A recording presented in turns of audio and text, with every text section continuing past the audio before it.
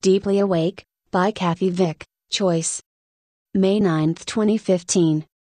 www.kathyvick.com. www.deeplyawake@tumblr.com. www.lightworkers.org, Magartha. I found it very helpful to write, and I realized, after my last essay's publication, that 3 weeks, maybe 4, that's a long time to go between missives. I have gotten used to holding these thoughts, longer, I guess, the cones, a bit closer to the bone, the structural reordering profound, and simple, and loud, and soft, all at once. This week has felt like school at times, and it has been truly phenomenal, I think, maybe one of the best, in some ways. Altering. And, of course, there is a sidecar just loaded full of weird. The details really don't matter. Insert your own brand of chaos and unhappiness here. We all have them. The things that if you think on them too hard, if you let it sneak in, stretch out, and let it drink a beer, it changes into something you don't want striding along with you, something vaguely murderous. If you've never done this, then, I deem you mentally fit. But, for those of us, those who can obsess and think and cogitate well and thoroughly, well, it's easy to get swept away with scary and bad thoughts. Fits of rage. Jealousy. Regret. Remorse. These things, oh, they blow cold, ice cold, once the winds start whipping me, with all the examples, just look at them. The wind whistles and screams. So. This week, it ended with a bang. And, I saw myself react so strongly, with so much emotion, and it was beyond my willingness to rein in. I am a passionate person, on just a few things. Just a couple. But, here's the thing. One of these issues was watching people behave so destructively toward those they should be treating like gold. There is considerable collateral damage, and just a lot of emotional chaos we all are aware of and must negotiate, one way or the other. You'd think the idea would be to create a safe, sane, fun, harmonious environment. I mean, people do their best work when they understand messing up will not result in punishment but help. My friends have come to the same conclusion. And, we are in an environment that doesn't feel like that. So, I sought counsel. Good and true counsel. And I came away with a lot of peace, a lot of confirmation. I couldn't accept such help years ago, because, to someone really feeling a lot of pain, or overreacting, basically, this approach looks and even feels discompassionate. Although I believe that life is an exercise in active creation, and that passivity is misunderstanding our roles and our power, there is a state of non-action, what some call an all place, or 0 point, that comes to me now. Rather than filling me with rage and just terrific feelings of aloneness, abandonment, now, these same thoughts feel good, and make me laugh, and help me not to worry. And that's where I am going with this. You see, there is always more, but, I had to start somewhere. The question has been put to me repeatedly, and none more gently and fatherly than yesterday, or, Kathy, you could let it not bother you. I could let it not bother me. Huh. Interesting. You see, I fight against this like a rabid dog, because I have a firm belief, have built my life on it, that it's what bothers me that leads me home. It's the conflict that has driven me. It's the contrast, the variety, actually. And so, I had an opportunity to cry my deepest soul cry last night, one of those that just makes a person howl at the moon. Mine? That, this lifetime, I didn't have that one special person to walk through life. Man, that kills me dead sometimes. I didn't have that. I was married. 5, 6 years. I nearly died, I think 4 times, maybe 5. I couldn't take it. We were doing our conflicts, of course, but, my programming made me feel I was hated, being disregarded, disconnected, but, appearing connected. I didn't like it, and I married someone I didn't know how to care for, and that's on me. It was disservice to him in some respects, but, we were willing participants, and we had a mission, that's for sure. It's pretty clear, looking back, We are very significant to one another, forever tied now, and the things we did to each other, and for each other, they were done in love, soul to soul, and we'd had to do. We'd agreed to. I married my dad, he married his mom, we hated and loved those parents, so, yeah. Volatile. Lots of love, so many good and rich relationships, so much fun, and so much love. I look back and feel honored to have been a part of those people's lives. Short or long term, I love them all. But, there was no one, in the end, that one, who was always there, because they gave a damn. I didn't have that, always yearned for it. I smile. That's what makes me howl at the moon. Why bring all of this up? What's the point? Last night, walking to the car after a truly wonderful and bizarre call out, I felt the most bizarre and funny sensation. I could see so clearly that there are really two of me. It's been bothering me a little, my perception, and what is going on. I thought it might be good, a couple days ago I considered it, just writing down a list of things that I know I do now, just routinely, but that I still feel are really foreign. I mean, that's the feeling I get a lot. I am acting more and more in ways I just sometimes played with 3 years ago. I think that's what's happening, but, I want to explain further. As I walked to the car, I laughed out loud at how I had behaved earlier, how I held myself and spoke. It was so out of character, and so natural, and so odd, that I really couldn't make much sense of it. But I liked it. And I laughed, and muttered and laughed some more as I unlocked the car and headed south again. I need to make that list, I thought. No longer an idle thought, it felt more like a good way to feel better and anchor this in. I didn't do a graph because I had already done my thing to it in my head, categories and subsets, enjoying making it just way too complicated and linear. I do not think that is the best way for me to examine things. So, here I am. I could let it not bother me. I could choose to not feel enraged, indignant, scared, threatened, bereft. And so, this is not rocket science, and I have of course known this to be true for a long time.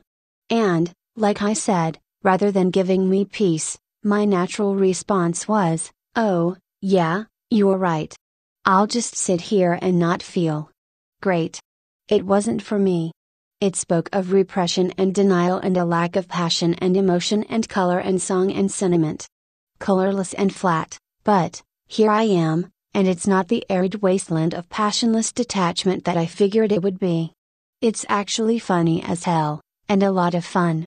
Things begin to look a little ridiculous. That soul cry of mine? From a different level of consciousness, one that is swimming very luxuriously at the moment in heady, warm waters of gratitude. Oh hell, I had so much love and fun with so many good people. People who changed me, helped me learn and heal and shelter. Are you kidding me? Besides, honestly, after what I witnessed as a kid, I had no faith in the institution of marriage. I saw it as a prison. When I married, I turned the analogy into a roller coaster, which I liked more. It still is one, and I like that too. We coast, mostly, but, we're riding it together, in some ways. I am riding many roller coasters with many loved ones, and I am not shy about that. I have had enough of oddly sudden, inexplicable, permanent separations in my life. Those I hold close know they are my family and we are always connected. They all feel and say the same. So, how alone have I been? How much gratitude does howling at the moon produce, keening for things I chose not to experience this lifetime? Seems a bit odd, and then, sort of embarrassing, at a certain point. That was the only thoughts coming through this morning. That and a bruised purple, sharp tangy feeling that comes to me when I realize the depth of my ignorance on a point. And nothing makes me feel this more than realizing how ugly ingratitude is. How ugly it is to think low about things in my life that are good. Oh, that's not a good feeling, but, when it comes around, I don't need much of it anymore. It is potent, you know? I let it straighten my spine, and then I smile, and I know, just know, that I have been blessed in ways that are as rich as they are unconventional. And that is what I realized this morning, about this cleaving, about being two people at once. The idea is unity, right? And so, that's been my conundrum this morning. How to weave the two together. Last night, it seemed as if this new thing, this weirdly wonderful person I am becoming, was just out and playing a bit too hard. It was like that all day, to some degree, with spikes of just poison, the old stuff coming through in sharp bursts that my body felt, my emotions interpreted, and I assigned meaning to. And, there it is. There it is. I had an opportunity recently to talk with someone extraordinary. With every single sentence, it mattered not what I said, she dissected it. She ran the probabilities, she did it out loud, and she didn't even know what she was doing. She was doing disaster drills. She was running scenarios, and she sat there and made herself very unwell indeed. I noticed, as we talked, that all the scenarios were dark. They involved themes of being hurt, being slighted, being ignored, being alone, so alone. You see, there are no accidents, and I felt like I was at school. Now you know why. Since such as this were in my field of vision all day, object lessons, murmuring whispers saying, look, see yourself, see? See the choices being made. I saw myself in her. I saw my disaster drills, saw the panic I naturally feel as I encounter something that, if it happened, I would only want to run away from crying. Last night it came to me again. While on that call, there was an odd moment, a funny situation, and I chose to think what I thought what I was seeing, and then I acted from there. I saw a threat. There was no threat. That has stuck with me. There was no threat. We parted friends, hugging, but, my oh my, it didn't start that way. Again and again I have had the thought broadcast to me, with great affection and warmth. A wonderful warm glow sets in when all of a sudden, in line at the grocery store or driving the car, or whatever, it hits, there are no punishments. It is clear. It is a fact, when that feeling and thought comes over me. It's obvious. There are no punishments here. Even when I react poorly. Even when I surprise myself. Even then. And so, this cleaving, this changing. I think it is a turning from thoughts that are distressing. And I want to tell you why. This is the best part. The things that each of us have that make us feel like we have done this all wrong, or, oh, this one is a good one, the one that goes, I didn't get what I wanted, what I needed, what I asked for, what I deserve. That's rich, isn't it? You can dress it up a lot of different ways, but, self-pity is self-pity is self-pity, and self-pity is uglier than anything. I have always thought, in my more humble and bigger times, that self-pity is the original sin. It is that from which much poison flows. And, the thought, the one that hit me and hit me again this morning. Simple. Elegant. Not shaming, but, strong, let's say. When you disparage your life, your story, you are disparaging your own work, and the Creator, the All, in the process. You are misunderstanding. You chose these things. All of them. All of them. All of them. Are you going to hate yourself, hate your choices, or are you going to love them? And then, I made coffee. So, I do not believe things just come to me, I believe they are part of the weave, and they come to me. Nothing is random, and yet, I see myself shake and quiver, I feel the burst of hot tears, I love the shudder of pleasure I have when I laugh like I do, and I think, well, there has to be a happy medium. I do feel like there is a shedding of the skin, and it's really not that unusual. I think many of us have experienced such things. Fevers, comas, accidents, things that reset us, change us, sometimes drastically. But, you see, I am of the belief that we are big souls. And that when we have a change in personality or approach, or, say we have a fever or some other thing that we come out of and feel different from, well, I think that sometimes it's that another part of ourselves have come to us, come home, in a way. Maybe even a helper. But, we are then somehow more, and different, and then, we have to adjust. I know that we cannot access the higher vibratory fields with fear clinging to us. What I was struck with last night was this script that is always running, that I am more and more aware of. Self-definitions play, and dissonance ensues. I am shy. I am small. I am meek. I must be quiet. I must not have feelings. I must not share opinions. Corollaries to these thoughts are feelings of smallness, hopelessness, powerlessness, despair. And yet, I realized, this is not how I am acting, no, not at all. I am, for the most part, so big, so confident, so off the chain and funny and loud and big that good God, I need to tone it down a little. I'm a charmer, and a talker, but mostly I'm a charmer. I am not meek, not at all. So, what do I do with this? Self-definitions take paces and duel. Is there a death of the soul stuff? Does it simply become irrelevant, not something that keeps the attention? It seemed unsolvable last night.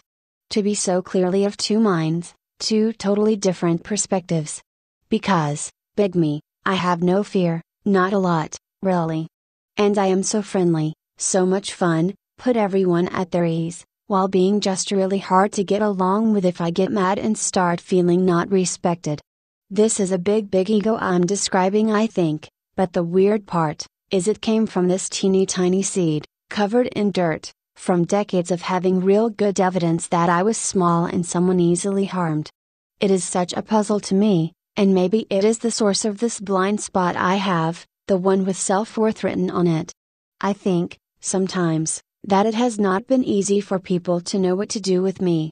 I don't share it, but, yeah, I have odd behaviors and am a bit on the Asperger's side, if you had to diagnose it. It's not all the time, but I am easily overstimulated, and there's a host of just oddness that I find I do that feels totally natural to me, that makes little sense to others, though they are kind to me and accommodate. It's hard to explain, but, it's there. I think it's cute. I have gotten in trouble, and even lost a job, because I don't give eye contact. It's not something I think to avoid. It's just hardwired for me to not look. In choir practice the other night, I considered that. I thought about how I feel when people give me eye contact. I feel very seen and loved and honored, when I get it. I know I have been seen. And so, I thought, maybe I could work on that. Just that one thing. Just putting my eyes down more and looking, and then not looking scared, but, instead, smiling. I could try that set of behaviors, I thought. I am always afraid that whose eyes I catch will be upset I am looking at them, that I have invaded them somehow. That's why I don't like giving it. It feels so invasive to me. But, maybe it's time to try something now, I thought. The place felt friendlier as I did it. I realized as I continued that I have made so many people disappear. This was not a problem all my life, not like this. Maybe I am now aware of the effects. I don't know. But, there are behaviors which are actually choices, and that is the best news yet. Braun speaks of this, it is a central of them. Once one has addressed these issues, the conflicts that fuel us, as they are brought to conclusion, their spell broken, then, well, then it is a different ball game. He would smile, and then he would say, then, you get to choose. No longer innately reacting to stimuli in your way, the way you always deal with it, and then, one day, dealing with it from choice, and not from that emotional lurch one gets when one's worth or self of self is pushed. You know, Kathy, you could let it not bother you. And, was this not my central problem? Hearing such lush words of freedom and expansion, and thinking, yeah, right, buddy. Sure. And what do I do with this mess inside me that shakes my tree when someone does something that no one else finds all that awful? What then, big brain? Go sell your snake oil to someone who can believe in it. That's how it was. And now, it is different. It is a choice between gratitude and self-pity. I do not believe the opposite of fear is love. I have said that clearly here. Love has no opposite. Fear seems big because it is meant to shut down our thinking, clamp down on our vision, make us feel wounded, get us into, or keep us in survival. That's all. Fear is about survival.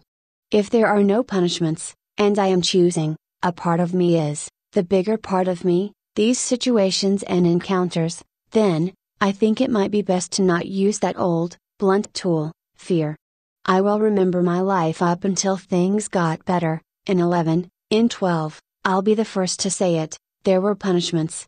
People were more punitive, and some of them remain very punitive to this day.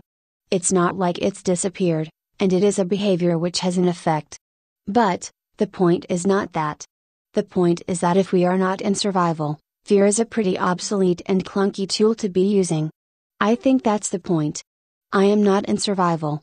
Even when I was only bringing in a few dollars, we were never in survival, not really. And things have sweetened, and lightened, and it is more and more obvious that instead of being hunted by wild jackals, poor I, weak enough to be killed for sport, the truth is that this is a romp, and the jackals are not that bright, and they bring contrast to a pretty sweet world. If they can't kill me, and if they can't really hurt me, then, well, I guess I could let them not bother me.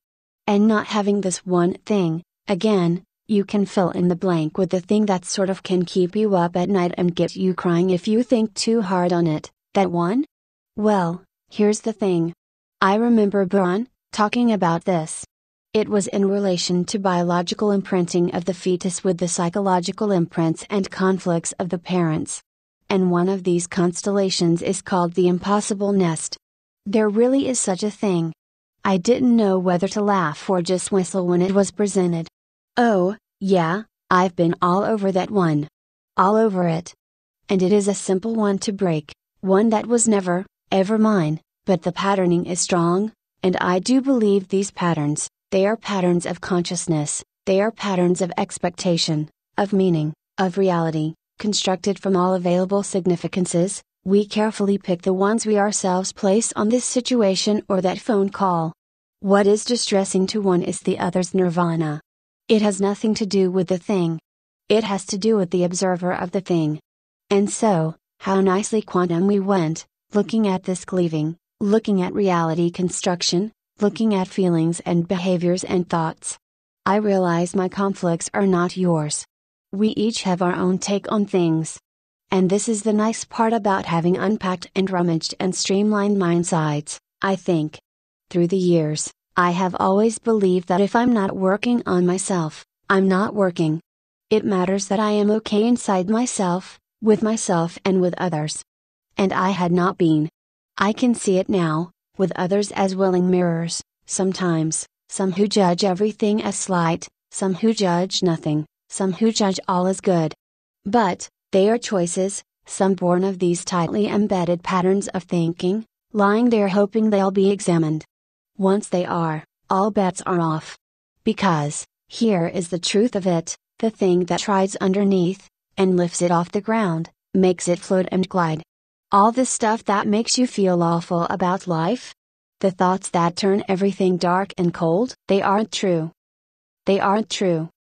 Anything dark and cold, that squeezes the heart and punches the chest, well, I am thinking that is a very powerful and visceral and therefore fun experience, a valid one, but, living there, choosing from there, speaking from there, that's what causes problems.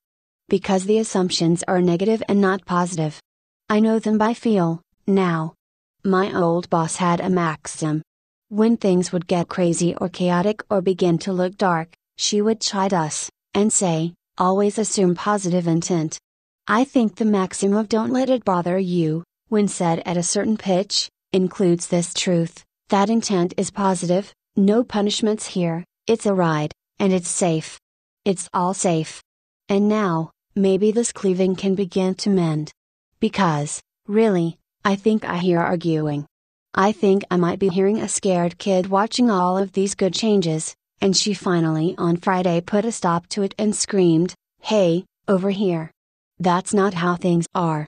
Things are not easy, and I am not liked, and I am passed over and all that crap."